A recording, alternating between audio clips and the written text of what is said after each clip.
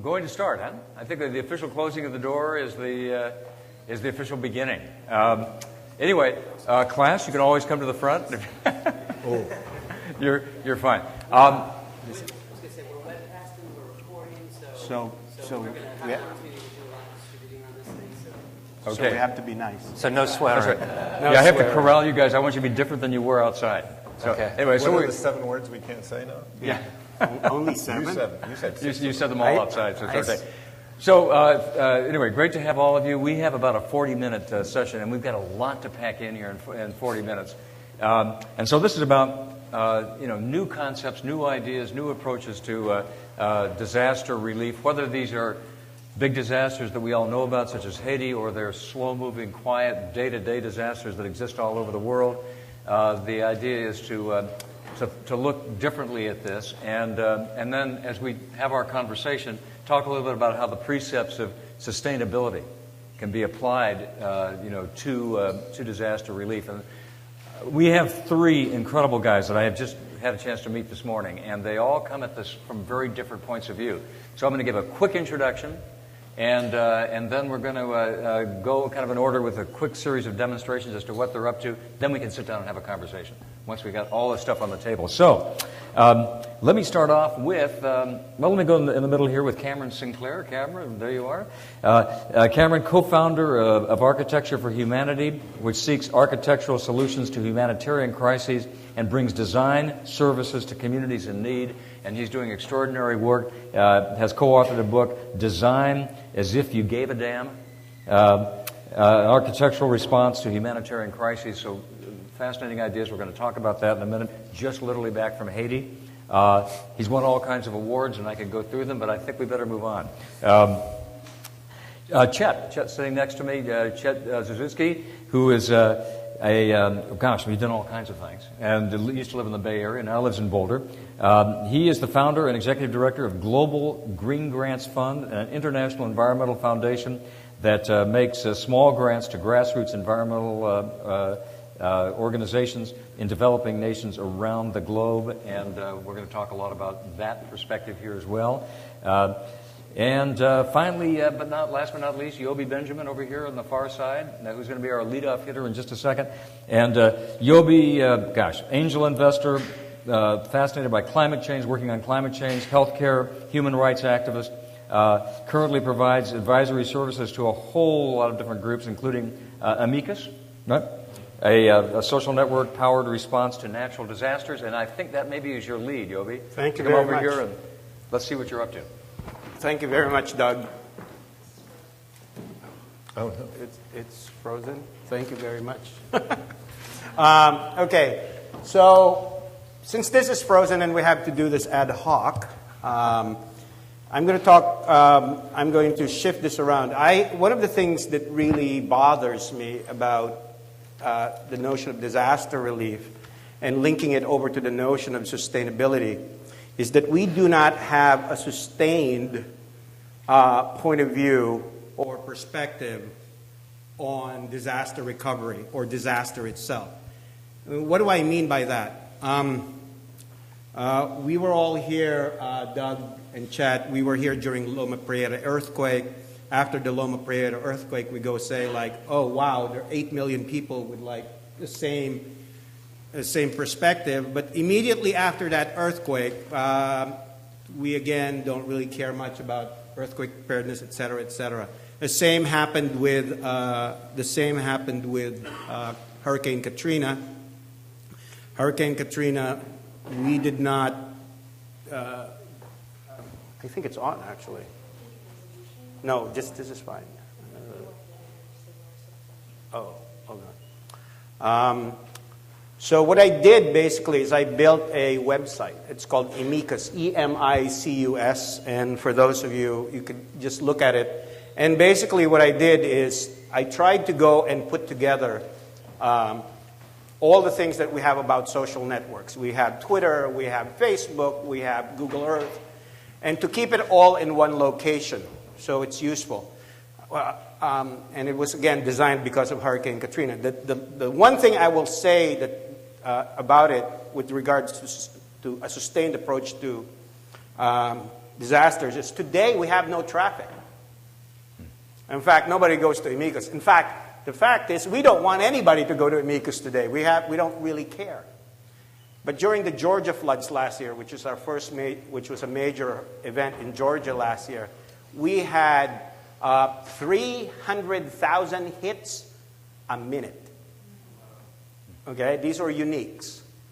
And that happens when during Haiti, we were doing, close to 800,000 hits a minute. So you can imagine, the notion of like how many servers you have to do to actually sustain that. It's crazy. The problem is, now that nobody's thinking about Haiti or nobody's thinking about floods, we're down to one server again. There's no organization, NGO or government that really wants to do this type of work. And that's actually the reason why I said, I'd love to talk to people here because maybe somebody would like to pick up the work. We've coded it, it's done, it's ready, it's scalable. But, I don't have infinite resources, and I can tell you the bill for 800,000 hits per minute is not a small bill. The other thing I want to talk about, which is kind of interesting, is I had the good fortune of working with NGO, I like their name, Life Giving Force. I was hanging out one day and I got this call right after the Haiti earthquake and I was working on it. And they said, can you help us get stuff to Haiti? So I called my friends over at the Clinton Foundation and basically we basically put together all our effort and we managed to go send water filters to Haiti. And just one thing about the water filter issue. Why did we send water filters? It really annoyed me to know that we sent over to Haiti 250 million plastic bottles of water. And by the way, because they have no recycling system in Haiti, you now have 250 million water bottles just sitting everywhere in Port-au-Prince. Not to mention the beer cans, by the way, which contained water, which people fought over, and they found out it wasn't beer. It was all water. And so what we said is, working with the folks over at Life Giving Force, we decided to send these. These are water filters capable of doing 5,000 gallons a day. Gravity fed. And the other problem in Haiti was there was no diesel. So what we decided to do was power this all by solar. So these are solar cells. So the basic idea is basically to bring something to Haiti that was not only a response to the need, but could sustain itself over time and not throw a lot of garbage in the country that's already filled with like 250,000 bottles of water. And I think it's an appropriate transition to my good friend here, Cameron, who is also working in Haiti.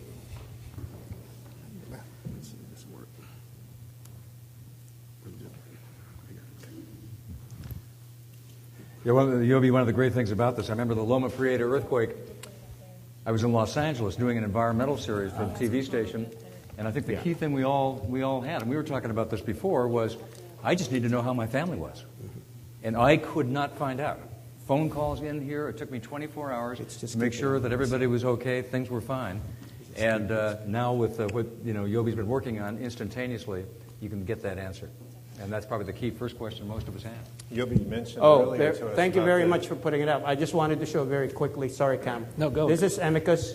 As you can see, we have information maps, ability to share information, current events. We get all the Twitter feeds relevant to a site. I Am Okay is, by the way, the best feature that people like because in an earthquake, you don't really care about the world. All you care about is your husband, your girlfriend, your boyfriend, whatever it is, or your children, and you want to tell them, I'm okay. Feel free to look at it. You can just click on all of these things. You can look at information map. When you look at an information map, I have a complete database of every business in the United States. So I can tell you where all the water is, where all the restaurants are in the United States, where the gas stations, where the ATMs are. So the bad news is this is optimized for the U.S. And largely because, the data for other countries, particularly developing countries, do not exist. With that, Cameron, take it away. I'm going to go to the countries with no data. So I have to tell you, I'm glad you mentioned the diesel because when we talk about technology and usage of technologies and disasters, if you can pop this up if they come up, otherwise it's going to be an interesting couple of minutes. I was in Port-au-Prince yesterday, and the only way I was able to get here was using Twitter to try and negotiate diesel from the U.S. Army to make it to the airport. And that's how we communicated. We made it to the airport. I jumped on the plane, and I got here. So the talk is inspired by that. Very quickly, it's the tugboat versus the tanker. My organization, very quickly, most of you know that the earthquake that happened in Haiti lasted 20 seconds, and it really did change a nation. My organization provides architectural and construction services for communities in need, and we happened to be working in Haiti prior to the quake. And when we talk about these quiet disasters, very embarrassingly, and there is footage of me actually saying last year, this country is a disaster waiting to happen. We had done a review of the housing stock and the building stock, and it was on the amount of criminal negligence, the way that things were being built, not just by locals, but on governmental and international non-governmental levels. Right now, there are literally tens of thousands of people in refugee camps, and whilst the need and the focus in the media tends to look at this, what we need to be looking at is that long-term strategy for growth. And when we talk about sustainability, it's not just about the materiality, but economic sustainability. And so job creation on the ground is actually far more important than policy making. And so we seem to find ourselves in this. I'm going to go through this very quickly because I want to show you what's happening. So we've been around 11 years. We've worked in 38 countries. We've had 1 million clients. These are not donors. These are not partners. These are end users, the people who live, work, housed in the structures that we've created. We've worked in 7 post-disaster programs since our start in 1999. I'm the co-founder, so I started it when I was 7. You're 7. It's okay. I was actually trying to think of what I was doing during that quake 21 years ago. You weren't born yet. That's no problem. I definitely was doing homework. The focus of our work is grassroots. The fact is, for the cost of a McKinsey consultant, you could build a school, a health clinic, or a whole bunch of damn houses for people who need them right now. And so rather than doing policy papers or doing big documents telling people the needs of the people, just go ahead and do it and take people to it and say, look, you see this school? This is how we should be building. So what we've been doing after Hurricane Katrina, we use this kind of this idea of cooperation and collaboration with lots of groups. And as a result, we're involved in the building of over 700 homes. Does anyone know about this? No, because there's no egos attached when you're doing long-term recovery. It's about getting families up and going and let them be the heroes of the rebuilding effort, because they're the ones who are actually putting the hammer to the nail. We've even done from sublime to the ridiculous, so using Twitter and SMS messaging to do rebuilding in Burma after the cyclone, to the other end of the spectrum, which is building a crazy boat called the Plastiki that is somehow about 2,000 miles in the middle of the Pacific. So we worked on the cabin, and the reason that we did that is that there's no government funding to do development work. For architecture, can anyone guess where you get funding to do this work? It's the National Endowment for the Arts. So with a maximum grant of $35,000. And I don't want to steal money from painters and sculptors in order to do R&D for reconstruction. So crazy banking heirs tend to be NASA. At the heart of it is these design fellows, and they live and work on the ground. You can't rebuild a nation from Washington, D.C.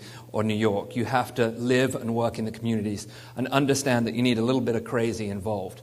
It's also not about airdropping in professionals. It's about supporting and empowering those local professionals that are being sidelined by these large NGOs. What really hurts the most after a disaster is the victimization of those who've been affected. The idea that they were too stupid to know better. The fact is there's incredible people on the ground throughout this world who not only have the skill set and the knowledge, but the cultural understanding of how to rebuild. So it's our responsibility to empower that. And then that community-led reconstruction so that the funding, like I said, doesn't go outside and straight to a large contractor, but the funding goes to families who will build the building themselves. The irony is, if there's any corruption, they usually use that to feed their kids or put their family to a hospital. So in Haiti, like I said, I just got back today. The need is great. With 50% of the country under 20 years of age, the idea of education is paramount. The other thing to note is when we talk about disasters, the reason that Haiti is so important is this is not an earthquake. This is an earthquake with a hurricane happening in 45 days. We've got hurricane season, 8 major storms, the meteorologists have pretty much said, coming up the Caribbean. So with tens of thousands of people in plastic tarps, the reality is if a hurricane hits Haiti, tens of thousands of people will die. Part of the problem in rebuilding is that there's a lot of people trying to decide how that funding gets down to the ground. This is a napkin sketch from inside a meeting that we were a part of how the funding is actually going to happen.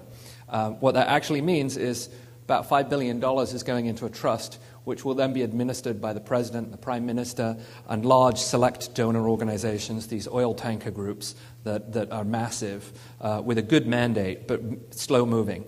Then it gets given to the ministries, and then given to the cluster groups. And for those who don't know, a cluster group is basically a group of lots of NGOs and people interested in a specific issue. There's a phrase that comes out of the word cluster. It usually doesn't end well, but I can tell you I was in one on Tuesday. And how are you feeling? Glad to be here. I'm very glad to be here. And then it goes to approved contractors. These approved contractors are usually not local. They're the guys who can get on the ground very quickly, usually private, usually for-profit. They can't afford to do the work locally. There's not enough profit, so they give it to subcontractors that don't have the skill set or the expertise to do the work, who then subcontract that out to locals. So accountability and transparency is zero on the $6 billion. So very quickly, the tugboat and the oil tanker.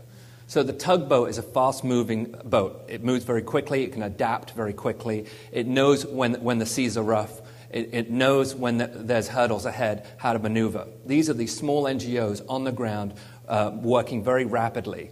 And when I think about this, we're not the first responders, we're the last responders. If you can't commit to 4 years after a disaster, there's no point in showing up, because all you're doing is raising the expectations of a community that something may happen. You have to commit to seeing it all the way through. And these oil boat tankers with a small bit of money take on tangible projects, and they say, I will build a school.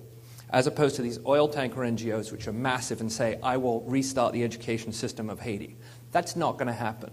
What we need to do is to get all the small tugboat NGOs together collectively, not only to collaborate and work and share things openly, but also to latch onto these oil tankers and push them towards sustainability and much more transparent ways of working. We've got a community resource center that's open. If your name goes up on that board, you're getting a house, you're getting a school, you're getting a health clinic. It ain't coming off until we're done. Earthquake resistant housing manuals, done in a few days after the quake, already distributed. Rebuilding 101 manuals, done in the first few weeks after the quake, uploaded to the Open Architecture Network, translated in 4 languages in 3 days. I happened to be on a flight to Haiti last week, and the guy next to me from a tugboat NGO was sitting there with our manual reading it. And I was kind of nudged him, and I was like, I wrote that. So it's very good to see that this work is happening. Training the future of Haiti.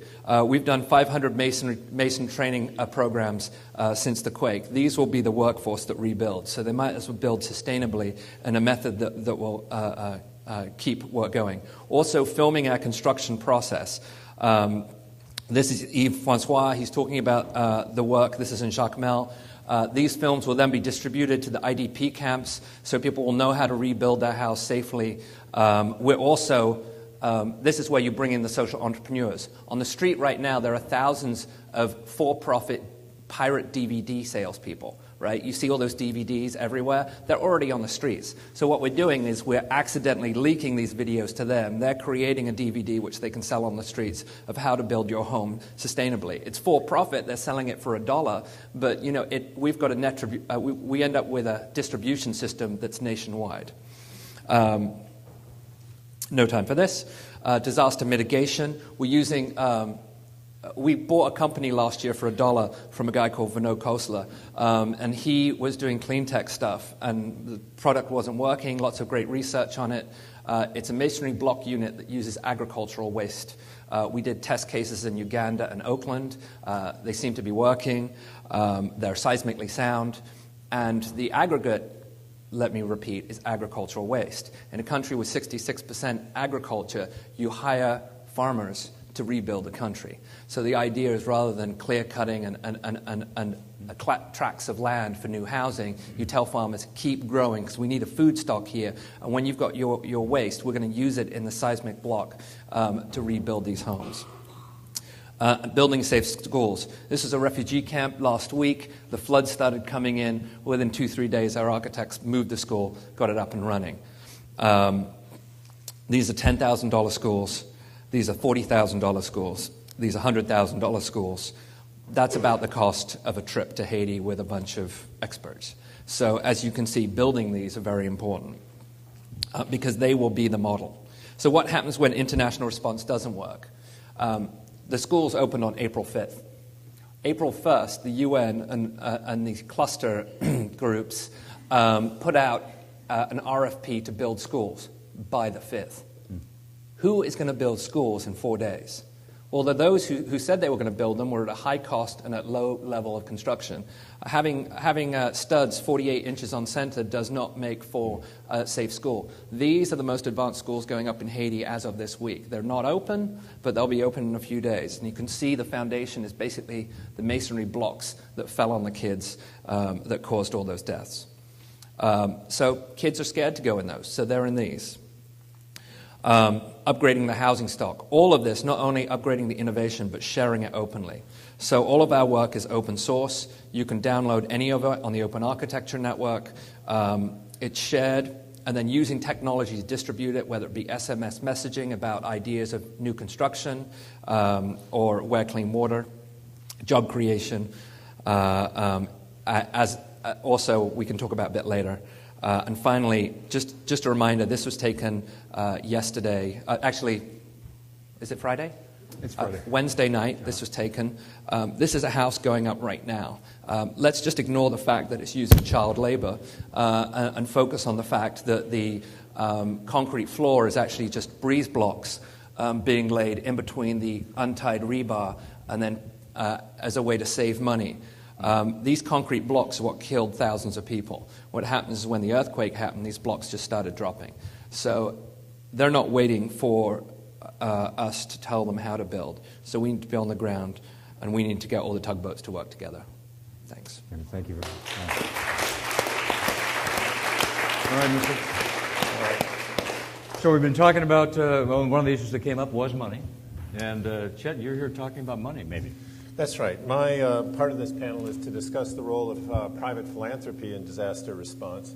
And I really like the frame that we've got here because what I will focus on mostly, but not exclusively, is how to provide fuel to the tugboats so they can align themselves and do what Cameron was saying.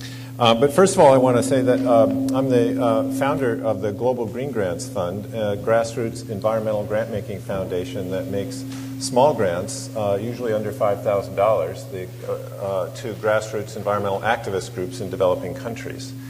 The size of the grants is important in terms of the absorptive capacity of tugboats and the community organizations that we support. We've been doing this for nearly 20 years, but disaster relief and response is not our mission.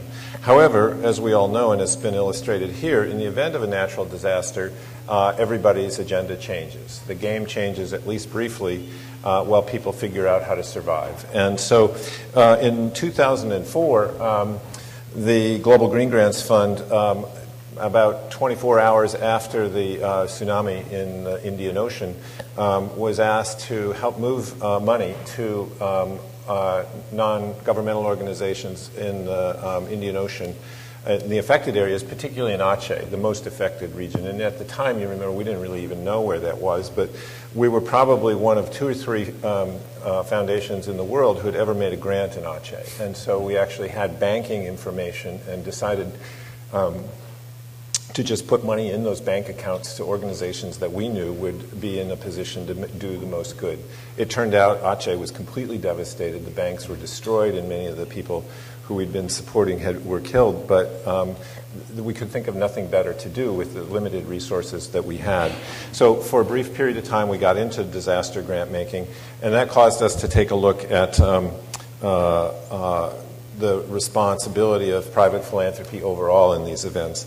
And I'll come back to the reasons why that is. But I want to say a little bit more about the Green Grants method of grant making, which involves a global network of activist advisors on the ground in about 100 countries, about 150 people who actually do the grant making for us, usually on environmental and human rights, social justice, and development issues.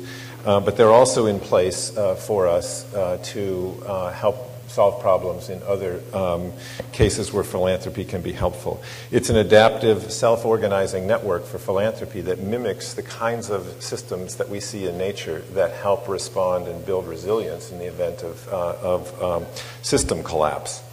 I want to just illustrate briefly, since everybody seems to be keen on video stuff here. We have used Google Earth, which we saw earlier, so I thought I'd take this opportunity to demonstrate how we've used it. If any of you haven't experimented with it, I'd urge you to do so.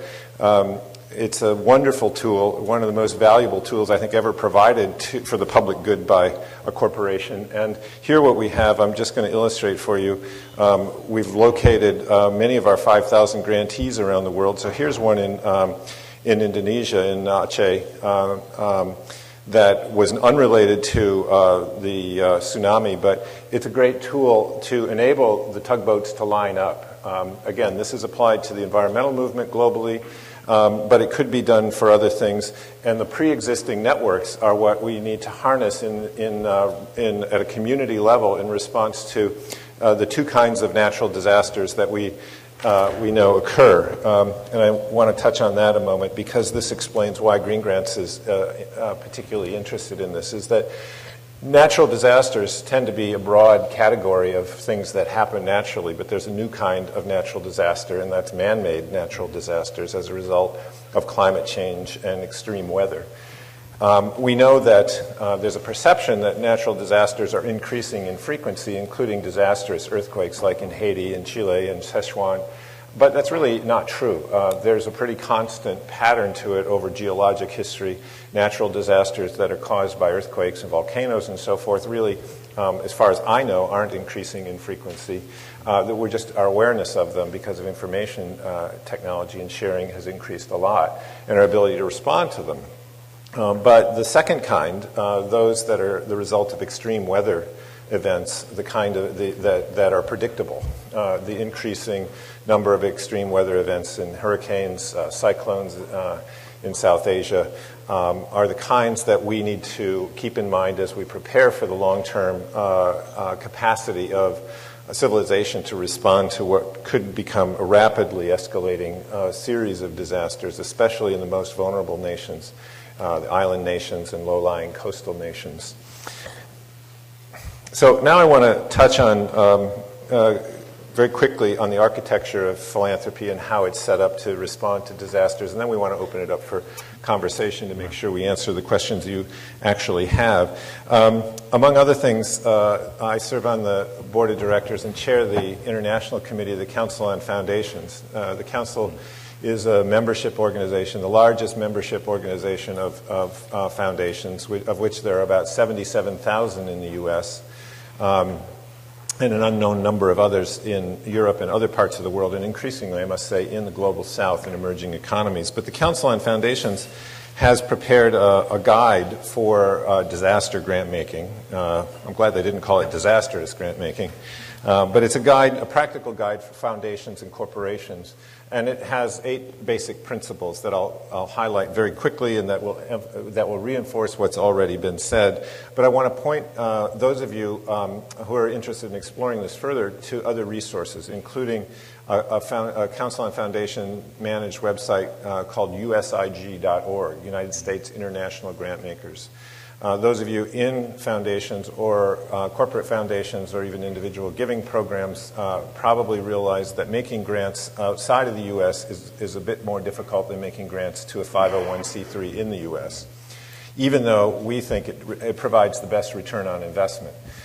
U.S. foundations can make grants through U.S.-based 501c3s, but that's not usually the very best option. And in Haiti, we know it's one of the densest populations of non-governmental organizations in the world, for better or worse.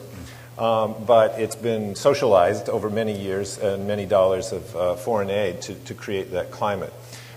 Anyway, the USIG website has most of the tools you'll need to make grants to foreign NGOs, even community-based NGOs, or it will guide you to other intermediaries like the Lambie Fund for Haiti or one of these organizations that can help move money directly to the community groups in the affected region so they can respond as necessary. The IRS, of course, produces its own because their interest is in making sure that charitable giving laws are conformed with, although I must say that one of the game-changing events that's happened, especially since the tsunami, is that the concern about the response of rich nations to disasters in poor nations has shown a new level of tolerance by the IRS and the U.S. government. Now, many of you may recall that after the tsunami in 2004, it was at the very end of the year. It was the day before Christmas, or the day after Christmas. Right.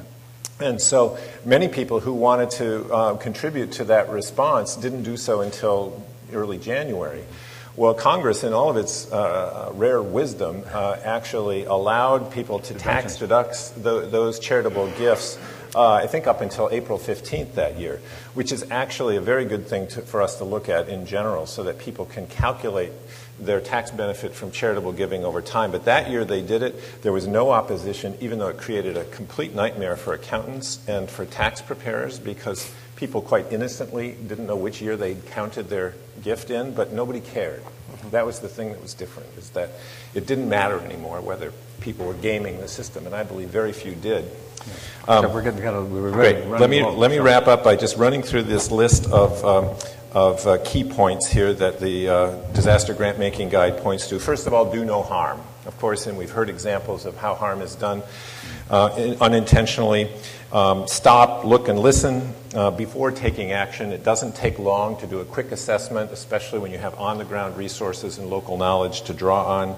And don't act in isolation. Line up those tugboats, or if you're not a tugboat, then line up the oil tankers so that there's coordinated action, and preferably between them. Think beyond the immediate crisis to the long term. And let me give you a very quick example, and it applies in Haiti. In the event of many of these climate-related disasters on coastal regions, one of the first things that has to be done is to assess the state of the mangroves because it's nature's way of protecting coastal areas and islands from the extreme weather events. And so we heard about that from Michael Wright yesterday. And you got to bear in mind the expertise of local organizations. The local knowledge and mastery is just irreplaceable, and it is in place, and you just have to be able to access it. One of the things that Microsoft did immediately after the Haiti earthquake was to, I don't know why they never did this before, well, I do know, it wasn't profitable, but Microsoft Office products were not translated into Creole, apparently, but they did it in less than 48 hours, and they also offered Care, whose servers were being overwhelmed. They took over all the Care servers because it was getting millions of hits. And so corporations have stepped in ways that few other human institutions are able to. Lastly, find out how prospective grantees operate. We've heard examples of how that's happening, and be accountable to those you're trying to help. And last, then, after it's over or as you're working through it, communicate the lessons that have been learned and take advantage of the teachable moments so that we can better prepare for future disasters. Thanks very much. I appreciate that. Looking at the clock here, we're about 8.5 minutes before we skedaddle and go off to lunch. So with all of those things, I just have one quick question, and then I'd like to throw it open if I could. We've talked about tugboats and we've talked about oil tankers. How are those oil tankers responding to all you tugboats in the water when disasters occur? What kind of resistance? What kind of support? What's the circumstance on the ground? I think Haiti is a very unique case because billions of dollars has been fed into that country over the last few decades. And so I think for some of these large NGOs, there's a little bit of egg on their face of saying, because people are like, where are you guys? You've been here for 2 decades, and you should be able to click the engine and be ready to go. But for others, I think they're very much more open. I mean, we've collaborated with, every UN, insert your next series of letters, agency that, depending on the country. And what we found is these larger NGOs, and we may end up becoming an oil tanker, right? I've only been around 11 years. But you have dreams. Yeah, I have dreams of a, wide open sea. Working in Liberia with one group could be highly efficient and they're fantastic, but working in Sierra Leone, they could really suck. There could be real problems with their management and flow. So just because you say, well, this is a good organization, doesn't mean that you're going to get good work out of them. So you really have to go on the ground. You really can't do it. And also, I want to note that the best donor that we've ever had is a 15-year-old kid, because they're like inherently cynical. So the one thing is there's actually a 15-year-old from Marin who wants to raise $30,000 for us. That's a huge amount. I have to say our largest donor base, high school kids, and they require that we have flip videos to document the works happening on the ground, and that we have iPhone apps that they can go in and check that what we're doing is actually Transparency is huge to these guys, right? Yeah, transparency is massive because all information is on Facebook and so forth. Yeah. Whereas if I have a donor that's from a large NGO, they want a quarterly report. Right. So they're a lot easier to work with. All right, yeah. let me just toss this open. We've got a few minutes left. Thanks. Any questions from the assembled multitudes here that you'd like to toss at these guys? Was there one in the middle? Yeah. Yes, go ahead. It was kind of following up on your comment. It seems to me you were talking on your system, which was really interesting.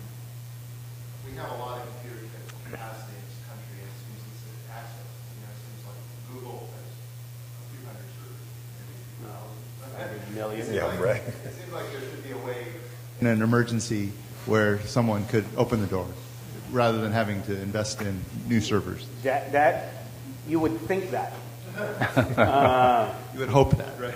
Or would hope that. But it's not simple. I mean, in order for this to really work, the system should be ready to turn on now without having to wait for it. Because there are certain types of disasters where minutes cost lives. Yeah. You can't say, it's going to take me another 48 hours to go and turn this on. I wish. So to that question then, is there, Chet, would you say, is there a funding source out there that could sort of fund this volunteer fire department capacity? Well, it's a good question. I don't think the fire department's assembled yet, but they're looking at it, especially corporations and their companion foundations like Microsoft. GE Foundation a couple of years ago funded an effort to create a database of what would be the equivalent of 501c3 registration for organizations outside the U.S. because right now those foundations are all having to replicate the same due diligence and legal work at a cost of between $5,000 and $10,000 per grant, which explains why they can't do small grants. Mm-hmm. Now the IRS is talking with us about a privately managed database that once one organization, say MacArthur Foundation's made a grant to a group in Haiti, then that due diligence is usable by others. So there is alignment among some of the large corporations. I mentioned Microsoft, Medtronics, many others are looking at ways to collaborate, and it's a cultural shift for them because they're competitors oftentimes. In fact, in the IT industry, you've got actual, aggressive competitors once in a while aligning on things. But it's not, the firehouse is not built yet, and it doesn't happen automatically. But I find that sector is much more able to scale than the social sector is because resources aren't there. Resource limitation is not their frame of mind. And I want to say one more thing, if I can, quickly about, in response to your question about are the oil tankers, how are they playing in this game? I think it depends. Some are better than others, and they're all learning rather rapidly and becoming more transparent. But I'll give you just a quick example of how it's different in every situation, and it's adaptive. In one of the most remarkable things that happened during the response to the tsunami was Doctors Without Borders actually asked people to stop sending money. It's never happened before. And that honest response from them, of course, caused people to want to send them more money. And so they spent a huge amount of money returning it. And so they've had to sort of back off and figure out, what do we do next time? And it's happening now with Haiti. And I just talked to someone from Doctors Without Borders the other day, and they said, well, it's different there because we need an almost unlimited amount of money for the reconstruction. In the event of the tsunami, it was different. There was only so much that could be done, and there was not that much rebuilding that had to be done. And so there's an actual limit to how much money is needed. In the event of Haiti, there's still, they're not close to it, so they haven't stopped. But if that's a lesson for us about how tugboats sometimes influence tankers in ways to behave more responsibly, there's one. Terrific. Let's see. We may have time for one more question. Go ahead, please. I just wanted to add on the doctors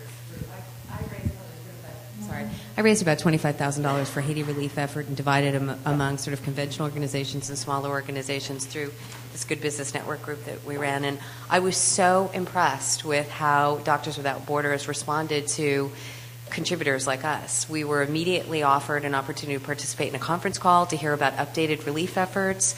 I mean, they did just a masterful job as compared to the other nonprofits that we contributed to, where we wrote a check and then a couple of weeks later I got an email solicitation asking for more money. Mm-hmm. So I think that in terms of, and everyone wants to give when there's a crisis, but there's no sort of constructed sort of engagement. And then I did have one question. It seems to me that there's, in this crisis kind of protocol coordination among nonprofits, it seems like there's always, the void is in decision making and figuring out who's in charge. What's the process, or is there any ideas on sort of figuring that out quickly within that first 48 hours? And I feel like every crisis, there's always that problem. So I'm just wondering if there's any solutions out there. I can give you an on-the-ground update, which is that the strangest heroes emerge. A good example is that of a former resident of Marin, Sean Penn. He's currently running a refugee camp with 65,000 people in it. And he's sleeping in a tent. He's been there since the quake. He came back for 3 days for the Oscars. But he's living it, and I was with him all this week, and what happened was there was no coordination. He was frustrated. He was like a suitcase NGO. He was coming to donate and help and do a little bit, and he saw one group doing this, another group doing that, and he accidentally ended up running this whole refugee camp. And what he did is he was able to get all the medicines from Venezuela. He got all the doctors from the U.S. military. He got a couple of the NGOs that he vetted himself to do counseling and things like that, and then set up a whole system for relocation. He was the first person who enacted eminent domain in order to start new towns, which is currently happening right now, and the first person to actually have people move with families with a system, right? The guy's an actor, right? So, in most situations, people don't show up. But I think, in every disaster, there's the most bizarre person who ends up, our best person for the first 6 months after Katrina was a former ballet teacher from Fairhope, Alabama, who ended up in Biloxi. And she was so frustrated with none of these groups talking to each other. She was on a football field. And there was FEMA in this corner, the Red Cross in this corner, and she was dragging them across the field, talk to these guys, right? And so I think there is no system in place. It is chaos. But what you've got to do is find those local leaders, find those people who are kind of emerging, and empower them and give them the support they need. Because otherwise they end up very limited. The reality is within a few weeks, the larger NGOs should be able to step into their places and say, thank you very much. We want to know what you've learned because we're going to need to know it, as opposed to get out of the way, and then scale it up. But no. I'll just add very quickly, a structure for it that I would recommend is focus on a distribution system that gets small amounts of money in many places. And do that through an institution that can manage it over the long run, like a community foundation. So I've recommended that, so for instance, the Entertainment Industry Foundation, which managed the telethon, raised $67 million. And they're going to grant that to 5 organizations, the oil tankers. But I've recommended to them that the RFP include a provision that 10% go for grants of under $5,000 and 10% go into a permanent endowment for a community foundation to do whatever they think is best from here forward. Right. I endorse that plan. Yeah, that's a good plan. Great plan. Guys, thank you very much. We really, really appreciate it. Great stuff. Thank you very, very much. Terrific panel. Lunch is served out on the lawn as you exit the chapel. Turn right. Your picnic awaits you. Oh, gosh. I'm not sure that I am. Yobi. Thank you. We'll talk. Let's. Let's. Good luck. Good luck. Just have I know you're ready to slay it. Oh, so. nice. It's I'm not late. I'm actually. I said, no, I said, I know you're ready to slay it. Yeah. I had a couple of donuts I took up there just to check it out. And then we relocated the school and we just put in a floor in the hospital. No, it's still there. Yeah, and they just delivered their 72nd baby on Tuesday, which I almost